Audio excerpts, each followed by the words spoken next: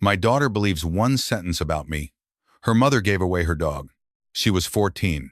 She came home from a school trip and the yard was empty, and her father told her I had surrendered him. I never argued hard enough to be believed. 24 years later, we still talk on birthdays, and never about that summer. Then a clinic in Marysville digitized its old files and mailed me a transfer form signed with my name. August 17th, 2002, 2:46 in the afternoon. On that date, I was at St. Anne's with 3 broken ribs, the third day of a 5-day stay. I could not sit up without a nurse lifting me. I did not sign anything, anywhere. So I started looking for who did. The transport company that moved Max that week was paid by credit card, and the card was not mine, it was Peter's, my husband. The parent Claire remembers as the gentle one. And in his desk calendar, in the same week, in his handwriting, 2 initials, J.H. Joanne Hale lived 4 houses down. She taught Claire to bake bread. Claire trusted her more than she ever trusted me. The envelope came on a Tuesday in March, in a stack with a seed catalog and a notice about the water main. I want to be accurate about this, because accuracy is the only thing I have ever been good at. The clinic did not find anything. A clinic does not find things. A clinic gets bought by a larger practice, and the larger practice pays a company to scan 30 years of paper into a system, and somebody in that company runs a script that matches old client names against current addresses, and a letter goes out that says, "We located records associated with you. Please advise whether you wish them retained or destroyed." That is all it was, a housekeeping letter. They sent a photocopy so I would know what I was deciding about. I spent 31 years in medical records before I retired. 3 decades of filing, pulling, correcting, and defending charts against people who wanted them to say something they did not say. You develop a certain reflex. Before I read a word of that page, my eyes went to the upper right corner, where the intake stamp lives. August 17th, 2002, 2:46 in the afternoon. Then I read the rest. Animal name, Max. Breed, Shepherd mix. Age, 6 years. Reason for transfer, owner request. Owner surrendering, Margaret Ellis. Printed in a hand that was not mine and signed in a scrawl that could have belonged to anyone. I sat down on the arm of the couch, which is not a thing I do, because I raised 2 children who were told not to.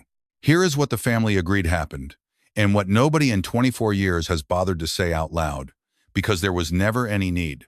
Everybody already knew it.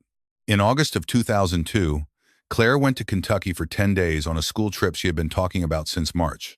While she was gone, her dog was given away. Her mother did it because her mother had never wanted the dog, had said so in front of company, had said out loud in that kitchen that the animal was going to hurt somebody one day. Her father, who had loved that dog the way you love a difficult relative, came home to find him gone and did not have the heart to lie about it. Claire came home on a Sunday to a clean water bowl in the sink. She was 14. Her father drove her to St. Anne's that Sunday evening.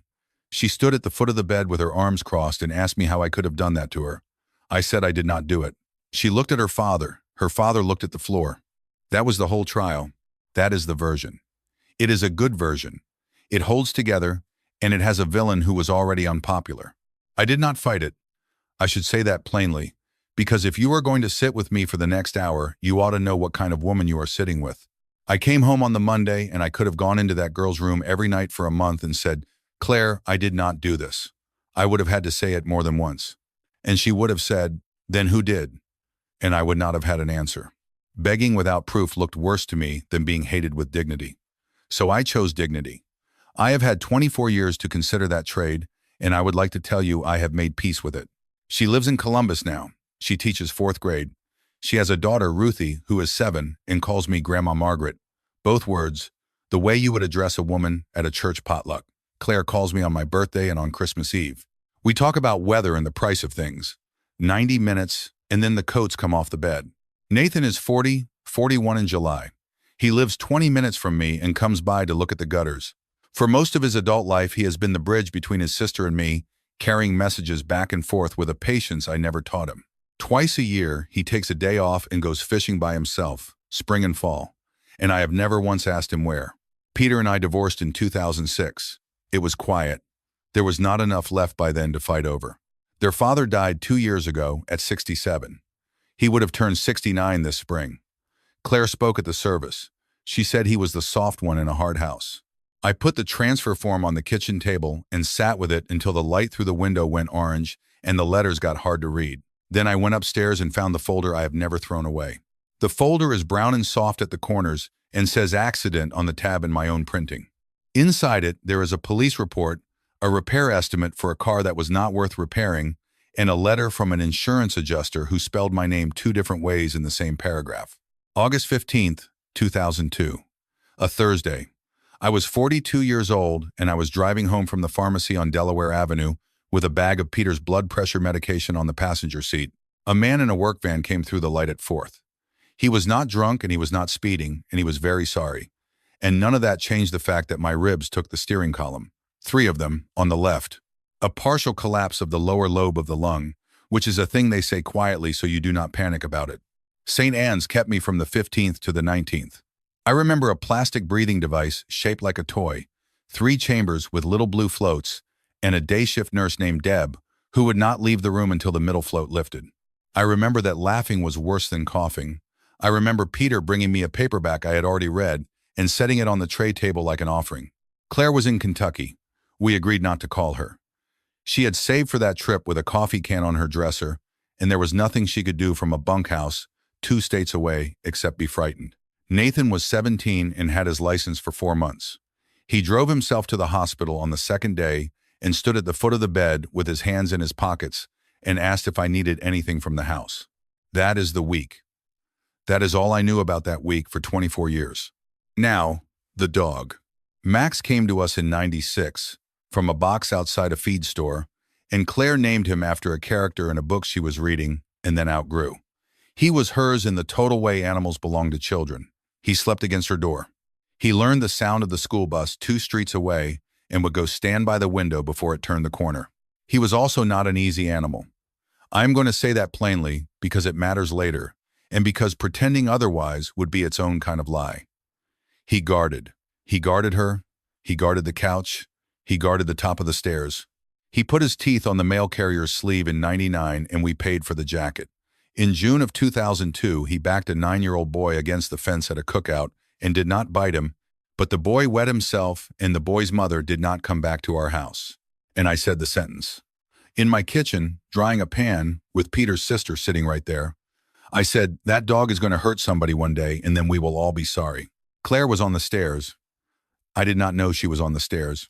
You can build a great deal on one sentence a child overhears. She built a whole mother out of it. When she came home on that Sunday and the yard was empty, she did not need an investigation. She had a motive and a confession she had heard with her own ears, and she was 14, and her father was standing in that driveway saying he was sorry. Honey, it was already done before I knew. I have never blamed her for believing it. I blamed her for how long she kept believing it after she was old enough to ask a follow-up question. That is a different sin, and a smaller one, and I have my own that is larger. I put the folder next to the transfer form. 2 pieces of paper about the same 4 days, sitting on the same table, saying 2 things that could not both be true. Then I did the only thing my working life had ever prepared me for. I went and got the originals. St. Anne's is Mercy Central now, and the medical records department is in a basement corridor with a laminated sign taped over the old one. I brought my driver's license, my old insurance card from that year, and a written request, because I have watched 500 people come to a records window and get turned away for bringing none of those. The young man behind the glass was maybe 25 and told me records from before 2008 were archived off-site and it could take 10 business days. It took 6, a padded envelope, 41 pages, $18 for the copies. I read them at the kitchen table with a cup of tea going cold beside me, and I am going to tell you it was clinical, because that is how it felt at first, and then it was not. Admission, August 15th, 2002, 9:51 at night, emergency department. Multiple rib fractures, left 4th, 5th, and 6th. Small pneumothorax, managed conservatively. Transferred to the medical floor at 1:20 in the morning. Then the nursing flow sheets, which are the part nobody thinks about. Every 2 hours for 4 days, somebody wrote down what my body was doing. August 17th, 12 o'clock, pain 7 out of 10, patient repositioned with assistance of 2. 2 o'clock, incentive spirometer, 600, patient tearful, encouraged. 4 o'clock, ambulated to door of room with assistance, tolerated poorly.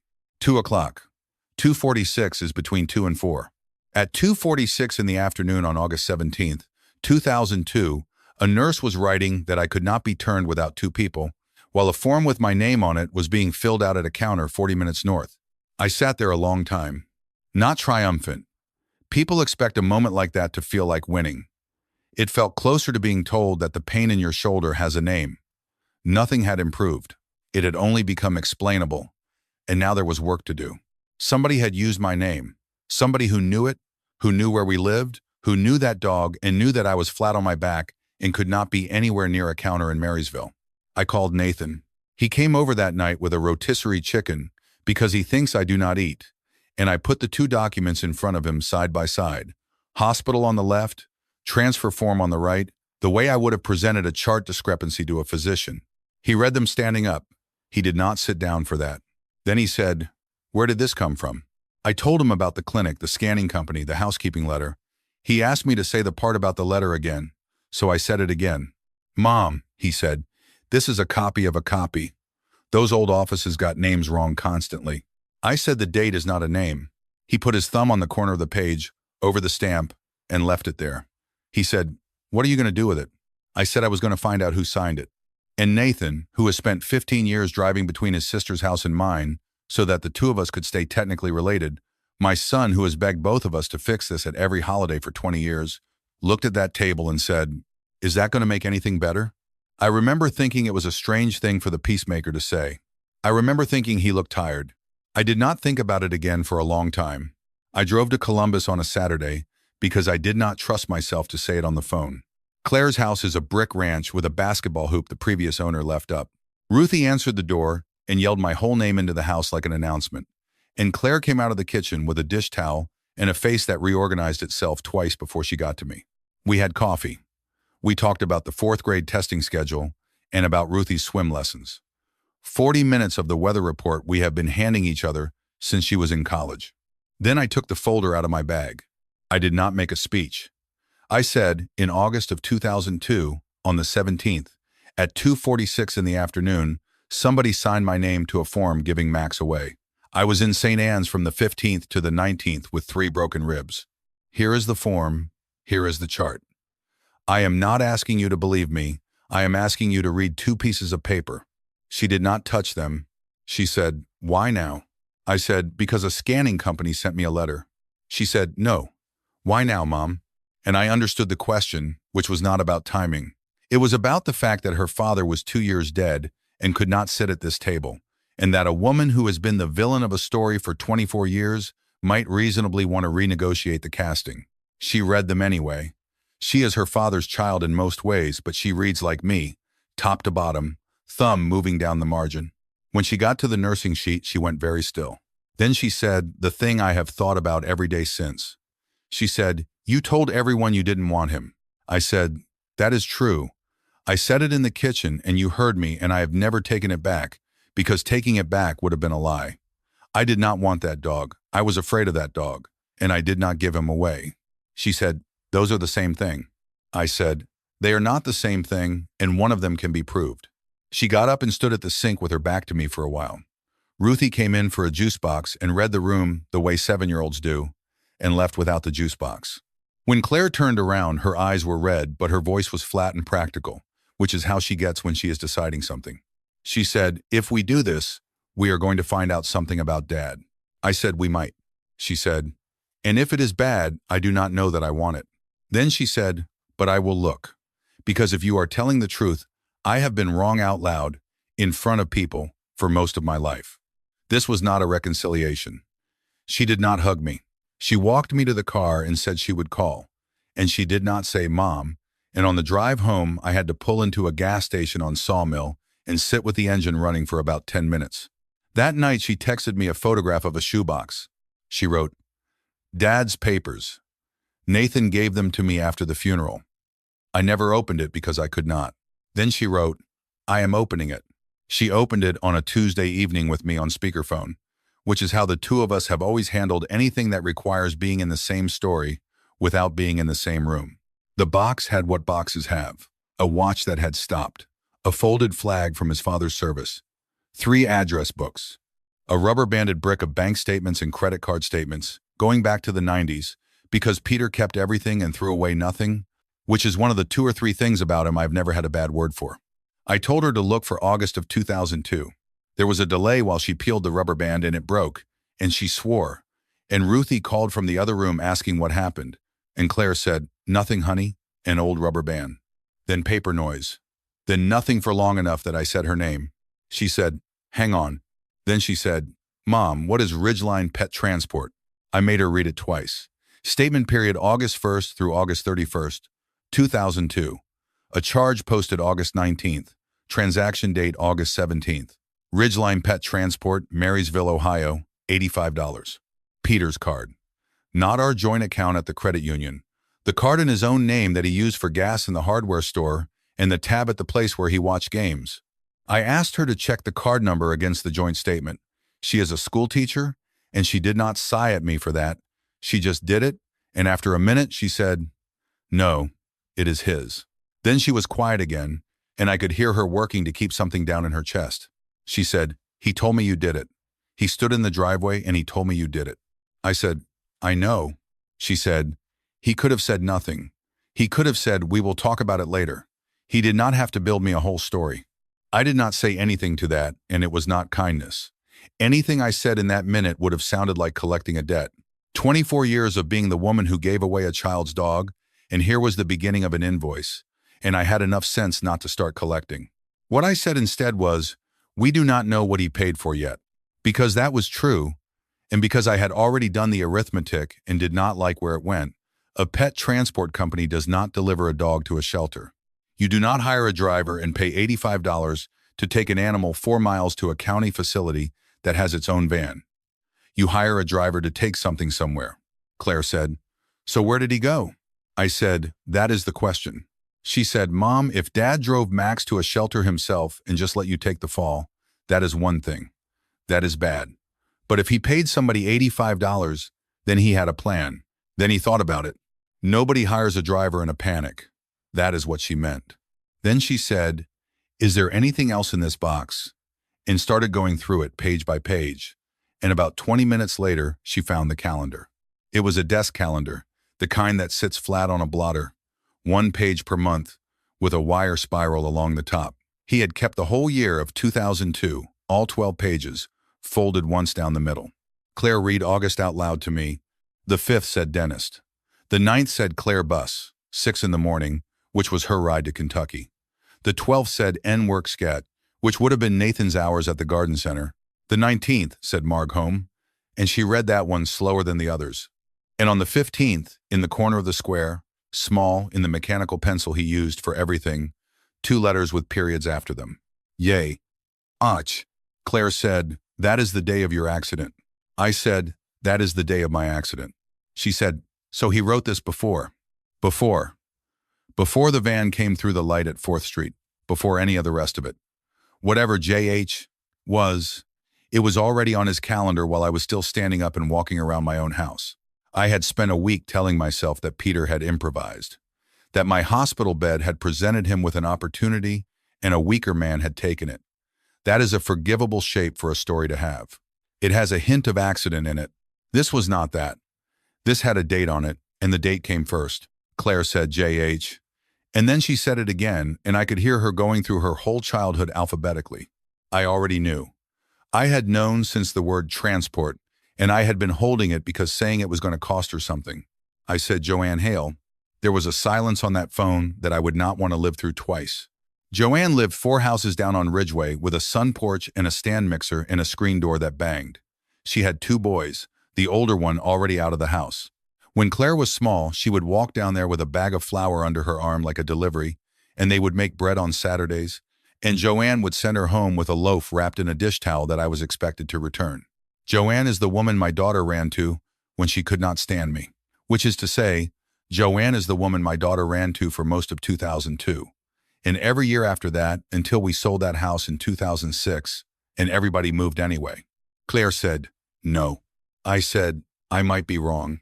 She said, "Mom, she used to keep my school pictures on her refrigerator. She came to my graduation. She sat with Dad at his service." I said, "I know." I said, and her initials are on a calendar 2 days before a dog was moved with a paid driver. Claire said, then I want to hear her say it, not on the phone. I looked her up on Thursday. It took less time than you would think.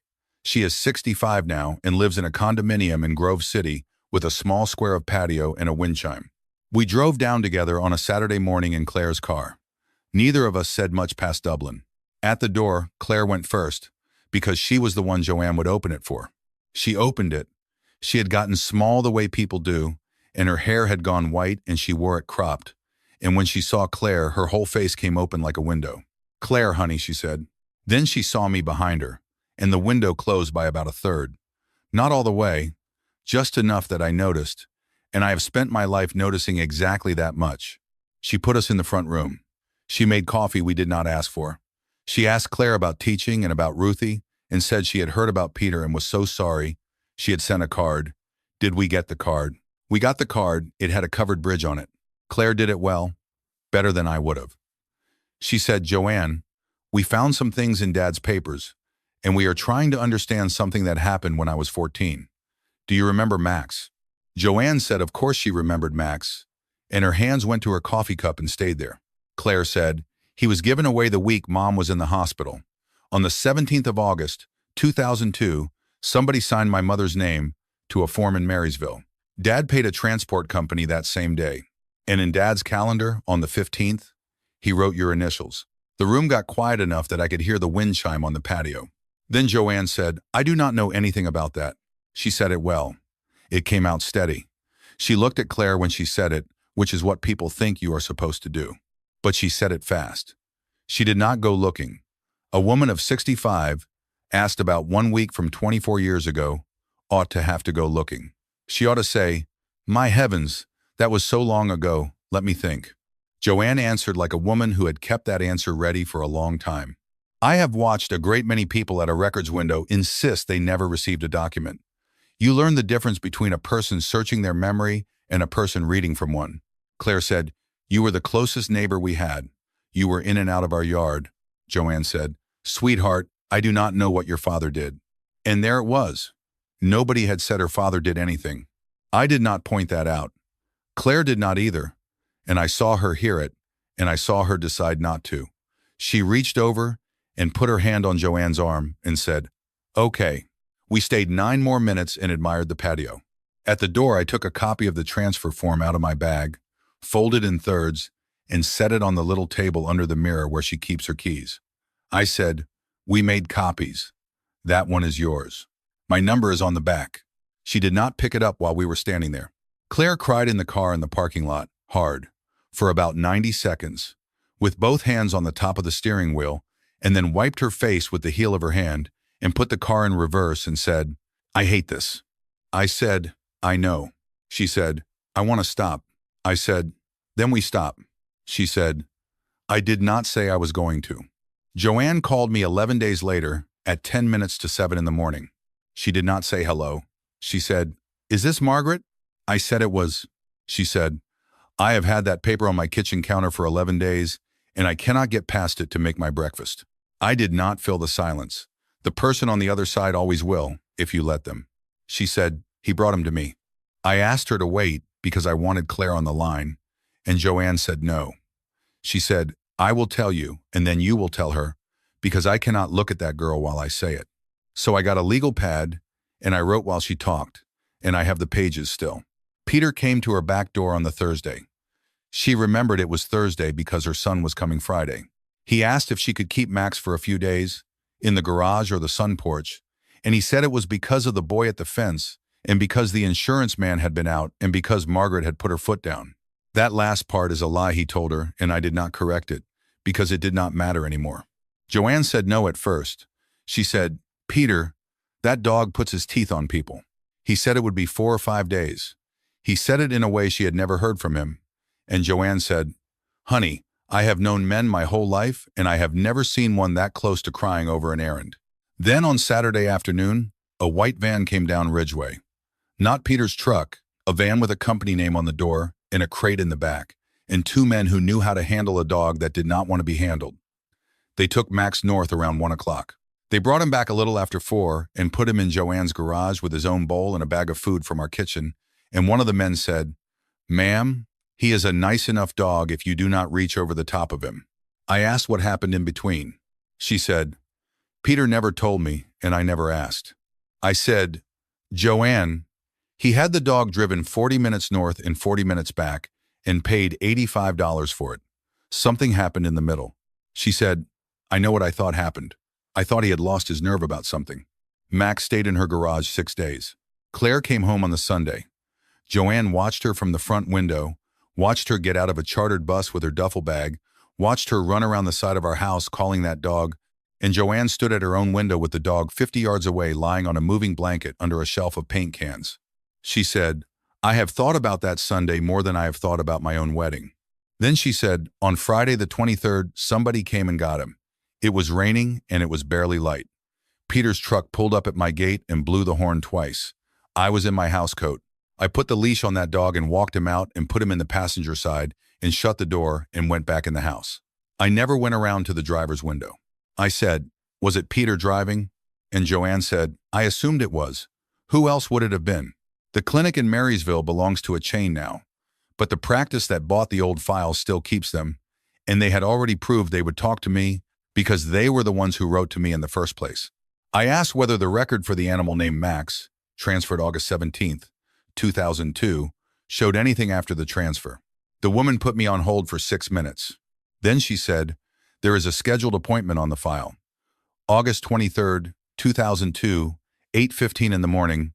The service code is one we do not use anymore." She said the code, and then she said, "That would be humane euthanasia." "I am sorry. Was that your dog?" I said, "No. I said he belonged to my daughter." I called Claire and I told her, "Because of a rule I have kept my whole working life, which is that I do not sit on something I already know. If I know, she knows, even when knowing is a punishment." Friday, the 23rd, raining. Peter's truck at Joanne's gate at some hour in the morning. An appointment at 8:15. Claire said, "So he was going to do it all along, and Joanne helped him, and she stood in her window and watched me look for my dog." I said, "We do not know that he kept the appointment." She said, "Mother." She has called me mother exactly 4 times in her life, and every one of them was a door closing. She said, "You wanted the truth.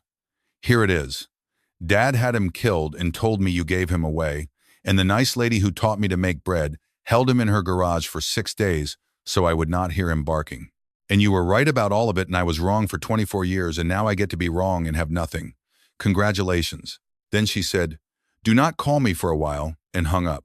That is what it cost. I will put it plainly, because I have listened to people talk about the truth as though it arrives like a check in the mail. 2 months earlier, my daughter and I had a small, polite, useless relationship, and I traded it for a set of facts. And for about 9 days, I had neither. Nathan came over on the second night with a bag of hardware and fixed the latch on the back gate that has not worked properly since 2015. He said, "She will come around." I said, "I am not sure this one comes around." He stood at the sink with his back to me, the way his sister does, and he said, "Mom, I'm going to say this once, and then I will help you with whatever you want." He said, "Dad is dead. You are cleared. Claire knows you did not do it, and she is never going to unknow it. What is left is the part where we find out exactly how a man we loved handled the worst week of his life, and I do not think there is anything at the bottom of that for any of us." He said, "Some things you leave in the ground." I said, "Nathan, whose side are you on?" And he said, "I am on the side where my sister does not spend another 20 years like the last 20. It was a good answer. It was such a good answer that it took me another 2 weeks to notice that he had not once, in 2 months, asked me a single question about the paperwork. I called Joanne Hale on the Thursday because she had asked me to tell her how it came out. I told her about the appointment at 8:15. She did not say anything for so long that I looked at the phone to see whether the call had dropped. Then she said, "All right," and hung up on me without saying goodbye. She called back on a Sunday. She said, "Margaret, you told me the girl thinks that dog was put down that Friday." I said, "Yes." She said, "Get a pen. There is something in my Bible that I should have put in your hand in April." Then she said, "And I want you to understand why I did not. It came with no name on it. I thought Peter had sent it to keep me quiet, and I had decided a long time back that nothing to do with that dog was mine to touch. I have been wrong about a considerable number of things in a row now.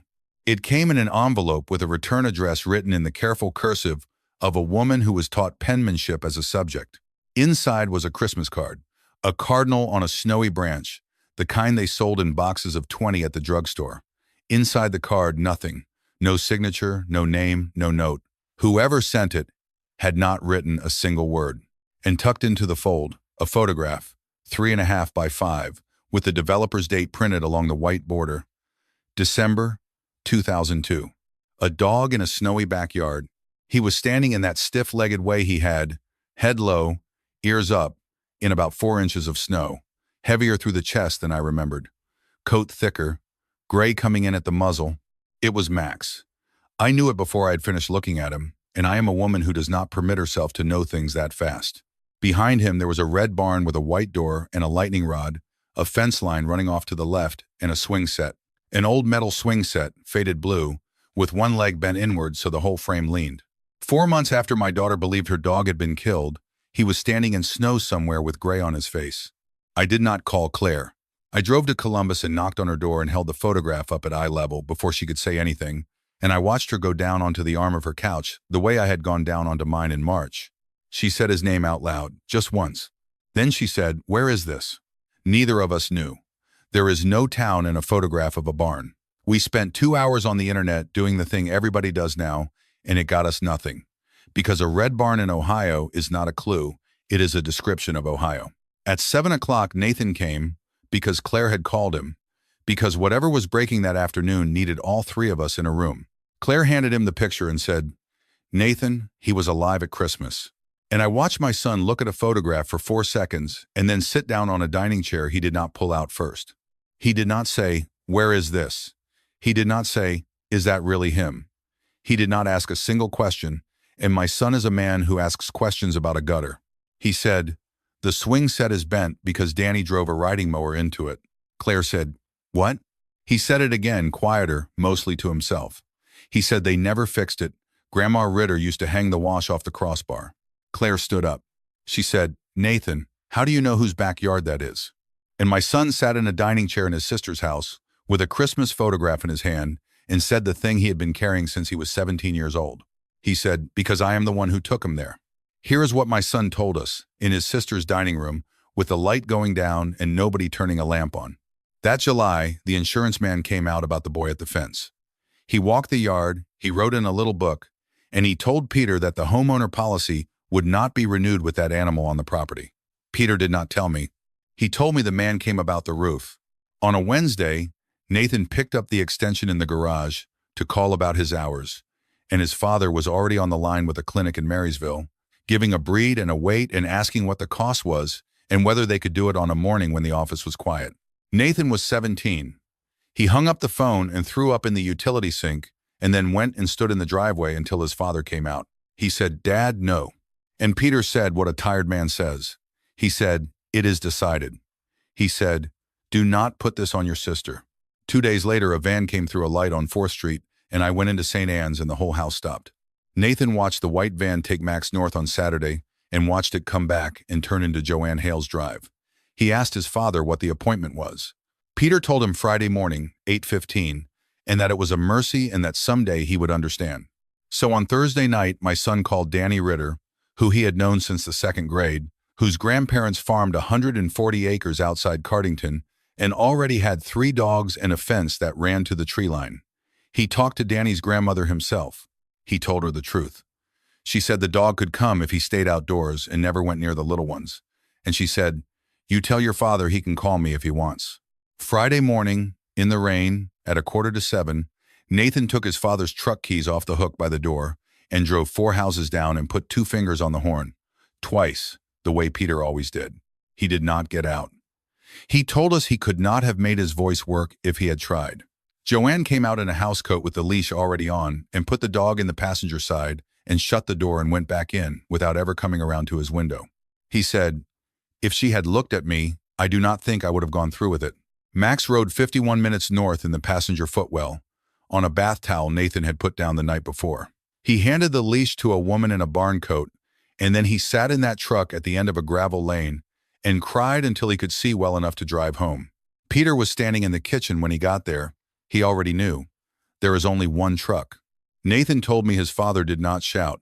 He said Peter sat down at the table and put both hands flat on it and was quiet for a long time, and then said, "All right." Then he said the rest of it. He said, "If your mother learns I made that appointment behind her back, that is the end of this marriage. If Claire learns her father arranged it, she loses me and she loses you for helping, because she will not see that you saved him, she will only see that you were in on it." He said, "Your mother has already been blamed and she is not fighting it. Leave it where it is." And a 17-year-old boy who had just stolen a truck and saved a dog looked at his father, who was the calm one, the one everybody in that house went to, and believed him. That Christmas, Nathan bought a box of Cardinal cards at the drugstore and mailed one to Joanne Hale with a photograph in it and no signature, because he could see her at her front window every day and he could not stand it. Max lived on that farm for 7 more years. He died in the spring of 2009 of being an old dog, and the Ritters buried him along the fence line, and Danny's grandfather scratched his name into a flat piece of creekstone with a masonry nail. Nathan drove up there twice a year for 24 years. He never once took his sister. Claire did not yell. I had braced for yelling, and I got something worse. She asked him one question, and she asked it very quietly, and she has never taken it back. She said, "Nathan, I sat on the floor of my closet for 3 months. I wrote letters to the county shelter for a year asking if anybody had adopted him, and you drove me over there twice to walk the runs and look. Why did you take away the part where I got to say goodbye to him?" My son said, "Because he would have been dead by 8:15 on Friday morning." She said, "That is not an answer." He said, "It is the only one I have. I was 17. I could keep him alive or I could keep you happy, and I did not think I could do both, and I picked the one that could not be undone later."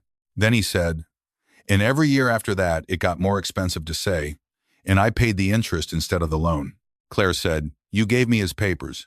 You carried that box out to my car yourself." He said, "I never opened it. I have not been able to look at his handwriting since the day he died. Nobody in that room was clean. I should be plain about that, because people want a good one and a bad one and a lesson at the end. I was falsely accused, and I let it stand for 24 years, because being pitied was worse to me than being hated.